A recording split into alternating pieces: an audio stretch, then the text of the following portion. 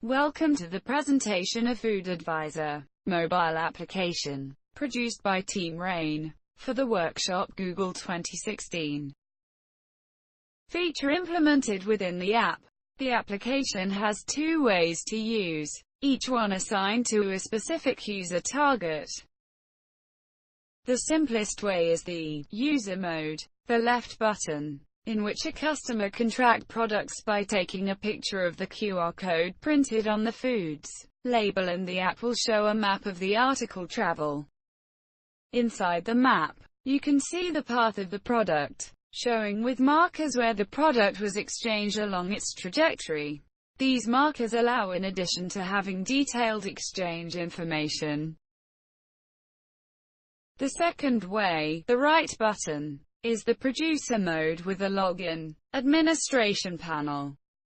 Inside the register function, all essential data, like name, user name of company and email, are required to recognize the company and the user. Between the values is required the batch essential to verify the identity of the company.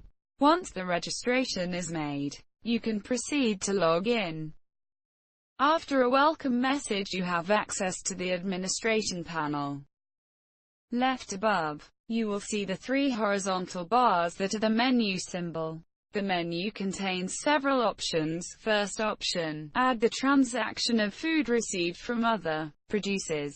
Take a picture of the QR code printed on the food. The application will return a new code. Apply it to the food. Second option, track the food received, like a normal user. The third option allows the user to see his profile information and photo. With the fourth option, the user will see its products and all the transaction involved with them, by pushing the product journey button and having the ability to delete products that are no longer in production. With regard to the fifth option, here you can put in the system a new product. Inside the screen, find compilation fields, including name and description. The GPS coordinates will be automatically set based on where you are located, which will then be the starting point of the product. The sixth option, manage settings and apps permissions and log out.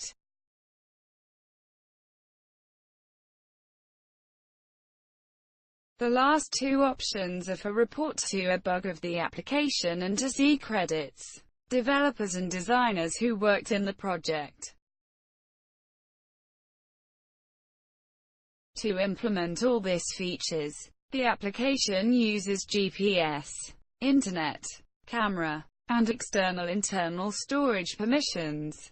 All communication to the server is made using a CRUD paradigm logic implemented with an API REST. This is the architecture of our server. We have mainly used Scala, Python and Java to develop our application.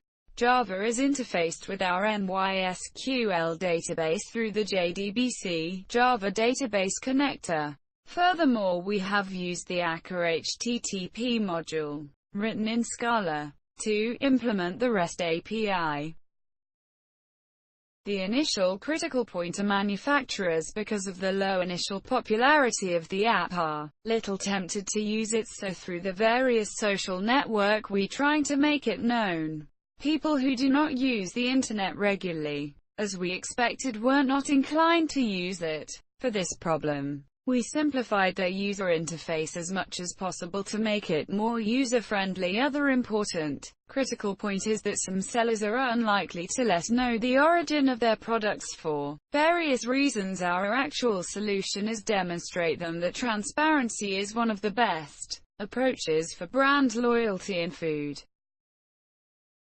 Future plans for carrying on the project are a greater use of social, and we have in mind the realization of a blog beyond the current site, where through an editorial plan we would like to highlight why and how the application can be useful and how it can improve the quality of our lives.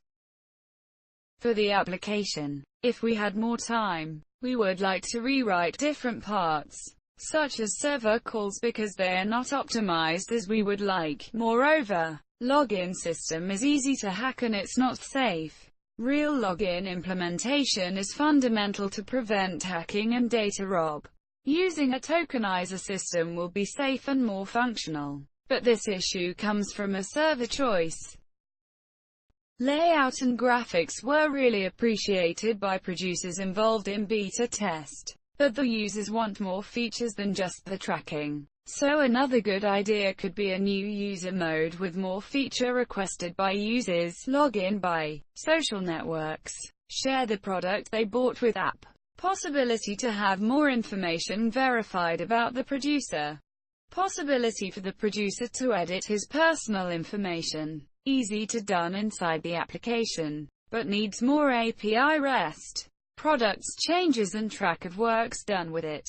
Still needs more works on API. In the end, we have planned to use the blockchain technology to implement our DBMS database management system, in order to provide affidability and integrity to our data. Due to the similarity of our DB usage semantic with the blockchain semantic, the change is already prepared.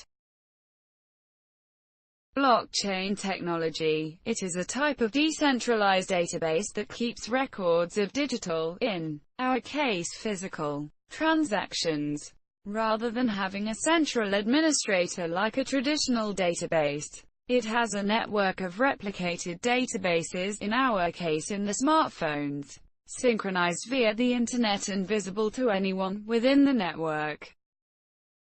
Being interested in our project, we hope you enjoyed this video.